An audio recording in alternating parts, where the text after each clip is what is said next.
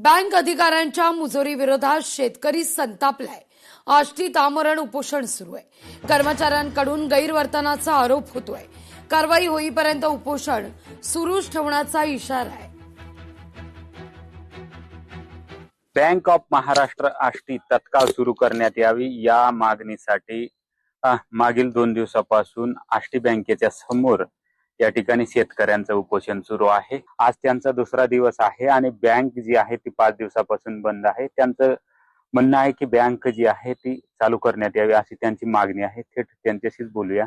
मॅनेजरने सांगितलं की तुम्ही काय करायचं तर करा, मी हे करणार नाही। यांना रितसर ज्या दिवशी मला करायचं त्या दिवशी मी करेल असं आरेरावीची भाषा माझ्यासोबतच्या सर्व पदाधिकाऱ्यांना जातीवाचक बोलणं ही भाषा केली। त्यानंतर आम्ही त्याला समजून सांगण्याचा त्यांना प्रयत्न केला, पण ते ऐकले नाहीत आणि रात्री आमच्यावर गुन्हे दाखल झाले। शेतकऱ्यांच्या न्यायासाठी कितीही गुन्हे दाखल झाले तरी आम्हाला चालतील।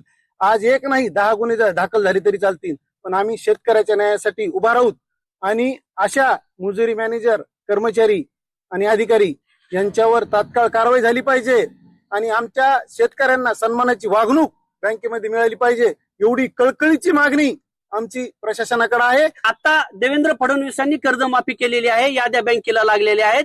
सातत्याने शेतकरी या बँकेसमोर येत आहेत, आपलं कर्ज माफ करून घेण्यासाठी विनवण्या करीत आहेत आणि यांनी या मुजोर अधिकाऱ्यांनी टाळं लावलेलं आहे। खरं तर हे तत्काळ टाळं उघडावं यासाठी आम्ही या ठिकाणी आमरण उपोषणाला बसलेलो आहोत। सुधाकर जाधव, लोकशाही मराठी, आष्टी।